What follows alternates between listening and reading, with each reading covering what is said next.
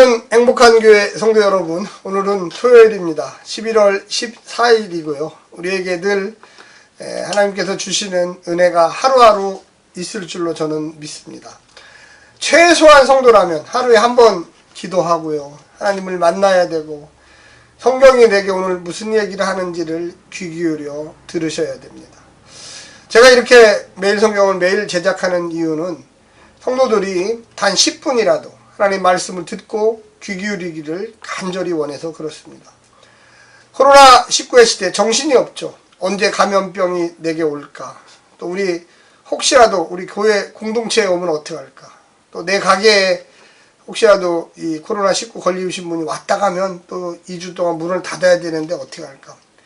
전 세계적으로 보면 얼마나 많은 사람들이 지금 감염이 되고 죽고 있는지를 알 수 있습니다.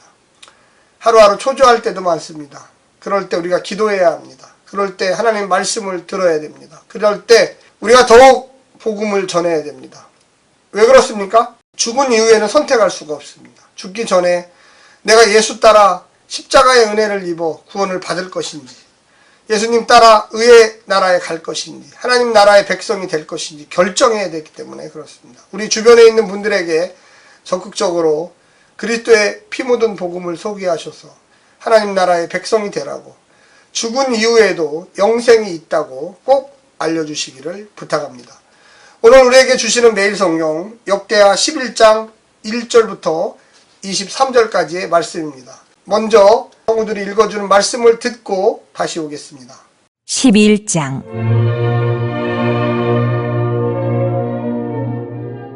르호보암이 예루살렘에 이르러 유다와 베냐민 족속을 모으니 택한 용사가 18만 명이라.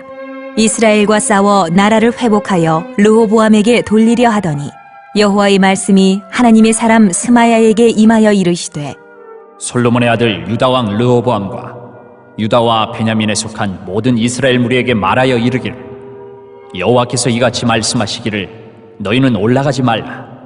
너희 형제와 싸우지 말고 각기 집으로 돌아가라. 이 일이 내게로 말미암아 난 것이라 하셨다 하라. 하신지라. 그들이 여호와의 말씀을 듣고 돌아가고 여로보암을 치러 가던 길에서 되돌아왔더라.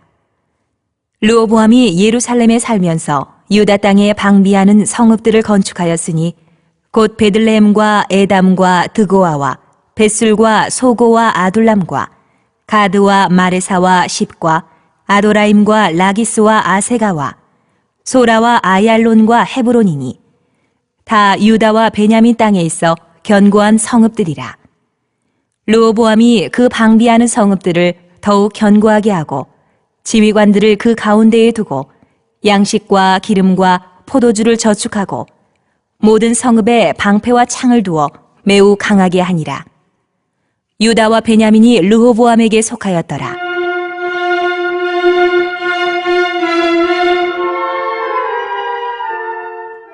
온 이스라엘의 제사장들과 레위 사람들이 그들의 모든 지방에서부터 르호보암에게 돌아오되, 레위 사람들이 자기들의 마을들과 산업을 떠나 유다와 예루살렘에 이르렀으니 이는 여로보암과 그의 아들들이 그들을 해임하여 여호와께 제사장의 직분을 행하지 못하게 하고, 여로보암이 여러 산당과 순념소 우상과 자기가 만든 송아지 우상을 위하여 친히 제사장들을 세움이라.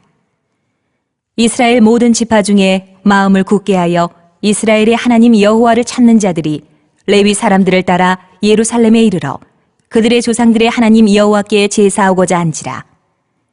그러므로 3년 동안 유다 나라를 도와 솔로몬의 아들 르호보암을 강성하게 하였으니 이는 무리가 3년 동안을 다윗과 솔로몬의 길로 행하였음이더라.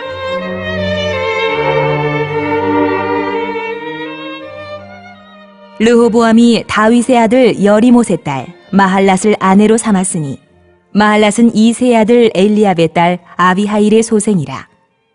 그가 아들들 곧 여우스와 스마랴와 사함을 낳았으며 그 후에 압살롬의 딸 마아가에게 장가들었더니 그가 아비야와 아떼와 시사와 슬로밋을 낳았더라. 르호보암은 아내 18명과 첩 60명을 거느려 아들 28명과 딸 60명을 낳았으나 압살롬의 딸 마아가를 모든 처첩보다 더 사랑하여 르호보암은 마아가의 아들 아비야를 후계자로 세웠으니 이는 그의 형제들 가운데 지도자로 삼아 왕으로 세우고자 함이었더라. 르호보암이 지혜롭게 행하여 그의 모든 아들을 유다와 베냐민의 온 땅, 모든 견고한 성읍에 흩어 살게 하고 양식을 후히 주고 아내를 많이 구하여 주었더라. 오늘 본문에 보게 되면 어제 본문에서 이스라엘이 남과 북으로 쪼개져 있습니다. 그래서 북 10개 지파, 남 2개 지파, 뭐 12개 지파를 다 외우면 좋지만 못 외우면 남쪽에 2개 지파만 기억하면 됩니다. 유다 지파와 베냐민 지파. 솔로몬의 피를 이어서 르호보암이 남쪽에 되었고요. 북이스라엘 근로감독관 출신이었던 여로보암이 어떻게 보면 구테타를 일으켜서 10개 지파를 대표하는 왕이 되었습니다. 이 모든 것이 하나님의 뜻과 섭리 가운데 이루어진 것입니다. 우리 인간의 눈으로 볼 때는 이 솔로몬의 아들 르호보암이 원로들의 말을 안 듣고 자기와 같이 자란 젊은 관리들의 말을 들어서 그렇게 된 것 같지만 과정상은 그래도 그 안에서 역사하시는 하나님은 솔로몬의 죄가 크기 때문에 솔로몬 사후에 나라가 2개로 쪼개지리라 이야기했습니다. 오늘 본문은 특별히 솔로몬의 아들 르호보암이 어떻게 남유다를 다스렸는지에 대해서 잘 이야기하고 있습니다. 르호보암은 첫 번째 단추를 잘못 꼈습니다. 솔로몬 아버지의 관리들, 이 원로들의 말을 듣지 않고 자기와 함께 자란 친구들의 말을 들어서 이 북쪽 10지파가 어떻게 보면 구테타를 일으켜서 여로보암을 왕을 세워서 나갔습니다. 오늘 본문에 보게 되면 유다 예루살렘으로 돌아와서 전쟁을 준비합니다. 18만 명의 군인들을 모았습니다. 물론 유다 지파가 아주 강력한 지파입니다. 전쟁에 능한 지파죠. 12개 지파 중에 제일 전쟁을 잘하는 게 유다 지파입니다. 그래서 18만 명을 데리고 반란을 일으켜 나간 여로보암과 10개 지파하고 싸우려고 했습니다. 그때 하나님의 선지자 스마야가 나타나서 하나님의 말씀을 르호보암에게 전합니다. 뭐라고 하냐? 너희는 올라가지 말라. 이 북쪽이니까요. 올라가죠. 싸우지 말라. 너희 형제, 12개 지파는 형제들이다. 그런데 너희들이 왜 가나안 땅에 있는 이방인들도 다 못 쫓아내놓고 전쟁을 하느냐. 사사기에 보면 베냐민 지파를 홀대해가지고 베냐민 지파가 사라질 뻔한 경험도 있어요. 그래서 절대 너희 같은 형제들끼리는 싸우면 안 된다. 그래서 르호보암이 이 스마야 선지자의 어떻게 보면 하나님의 말씀을 순종했어요. 아, 그렇구나. 내가 잘못했구나. 내가 원로들의 말을 듣고 내 친구들의 말을 안 들었으면 나라가 혹시라도 안 쪼개질 수 있는데 이 르호보암에게는 하나님의 말씀에 순종해야 된다. 그래서 18만 명을 다시금 자기의 집으로 돌아가라. 이것이 하나님의 뜻이구나. 거기 분명히 나와요. 거기 보면 4절 마지막 부분에 보면 이런 일이 내게로 말미암아 난 것이라. 이거 내가 한 거다. 너희 아버지 솔로몬 때문에 한 거지 르호보암 너 때문에 그런 것이 아니다. 그래서 르호보암은 스마야 선지자의 말씀에 순종해서 전쟁을 그만뒀습니다. 그 이후로 하나님이 르호보암을 축복했어요. 그래서 르호보암이 돌아와서 하는 게 뭐냐? 이제 베냐민과 유다 지파 2개 지파만이 한 나라가 됐죠. 그러니까 방비성을 세우기 시작했습니다. 왜? 이제 전쟁이라면 2개 지파를 지켜야 돼요. 남유다를 지켜야 돼요. 옛날에는 12개 지파를 지켰다면 이제는 철저하게 2개 지파. 하나님이 그렇게 허락하신 거예요. 남쪽, 북쪽. 그래서 열심으로 성을 쌓아서 전쟁이 일어나도 승리할 수 있도록 방어할 수 있도록 노력했습니다. 또 한 가지는 뭐냐?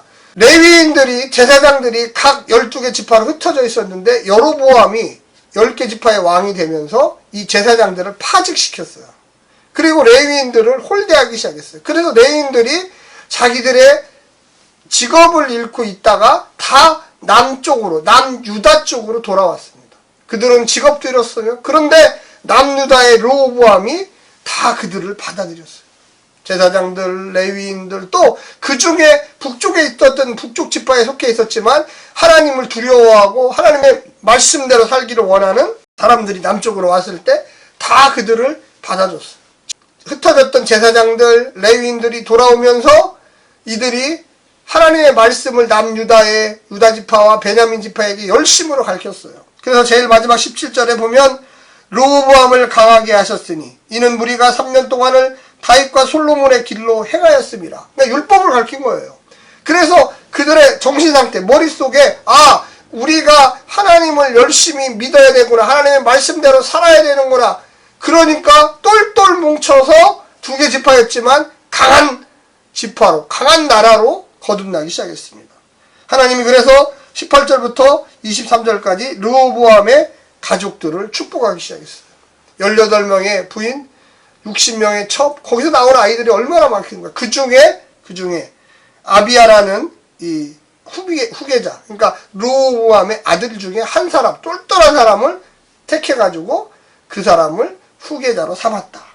그리고 거기에 보면 마지막 절에 르호보암이 지혜롭게 행하여 그의 모든 아들들을 유다와 베냐민의 온 땅 모든 견고한 성읍에 흩어 살게 하고 양식을 후히 주고 아내를 많이 구하여 주었더라. 그러니까 얼마나 자식들이 많아요. 그런데 같이 뭉쳐 있으면 싸우잖아요. 서로 왕해하려고. 그러니까 아비야를 빼놓고는 전부 다 흩어서 각 지역으로 가서 살아라. 그리고 내가 너희들을 먹을 것을 주고 양식을 주고 너희들이 편히 살게 해주겠다. 싸우지는 말아라. 우리가 싸우면 다 진다. 아비야를 중심으로 뭉쳐야 된다. 이런 걸 가르쳤어요. 이게 보통 어려운 게 아니잖아요. 그런데 르호보암은 해내는 거죠. 처음에는 실패했지만 두 번째부터 순종했어요. 스마야에게 순종했죠. 제사장이 가르치게 했죠. 레위인들이 다 북쪽 지파에서 내려왔을 때 자리를 주었어요. 자기 자식들도 안 싸우게 했어요.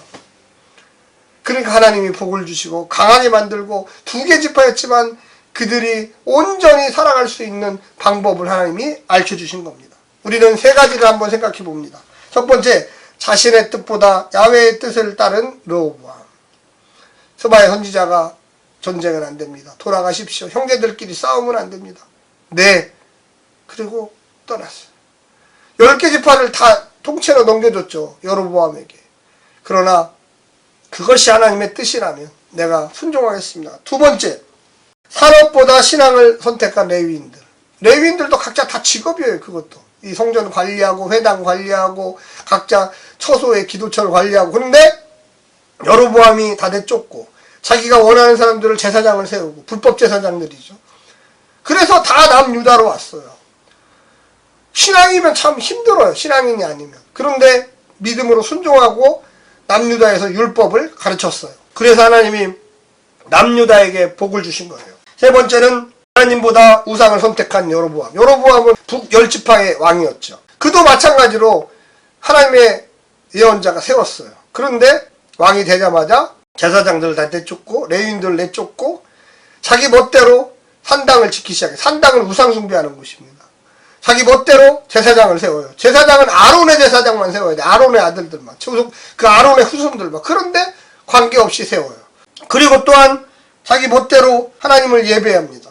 하나님을 안 받으시죠. 계명을 어깁니다.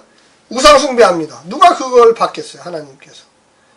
사랑하는 성도 여러분, 우리가 겉보기에는 하나님 원하는 것처럼 하지만 알고 보면 질서와 법도를 잘 지켜야 돼. 그걸 안 지키는 사람은 아무리 신앙생활 잘하는 것 같아도 옳지 않아요. 교회 나와서 하나님이 원하는 대로 우리 공동체가 바라는 대로 하나님과의 관계 속에서 옆 사람을 사랑하고 위로하고 뜨거운 믿음대로 살아야 됩니다. 아무리 하나님이 남북을 갈라놓으셨어도 북쪽에도 북쪽 나름대로 하나님을 법도와 질서와 율법 가운데 잘 섬겼으면 좋지만 그렇게 하지 않았어요. 그 하나님이 기뻐하지 않습니다. 사랑하는 성도 여러분, 처음에는 잘못됐지만 후에 축복받은 르호보암을 보십시오. 처음에는 하나님이 선택했지만 그 이후에 율법을 어기고 자기 멋대로 했던 여로보암을 보십시오. 누가 올바른 것입니까? 우리의 삶 속에 늘 이와 같은 일들이 하루하루 일어난다는 것입니다.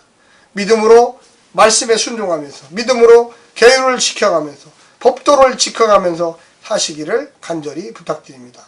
오늘 하루도 승리하십시오. 샬롬.